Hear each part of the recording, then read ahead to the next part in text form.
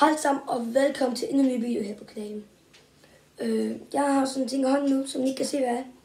Men det starter med P, og det slutter med E. Det er selvfølgelig en prime, som der er to.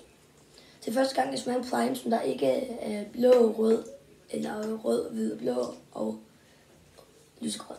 Så jeg har ikke smagt den nu, det kan man nok godt se på.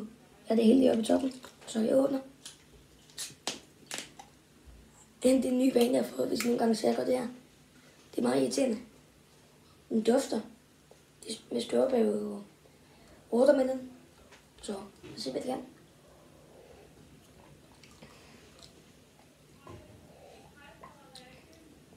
Den er faktisk meget god.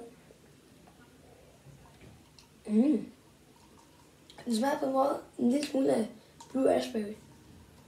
På en måde med den der konsistens. Det giver ikke mening, det jeg sagde. Smager en lille smule blue raspberry. Godt en lille smule. Den er virkelig god. Ja, Coca-Cola er selvfølgelig bedre. Men ja, den er virkelig nok en 7 ud af 10.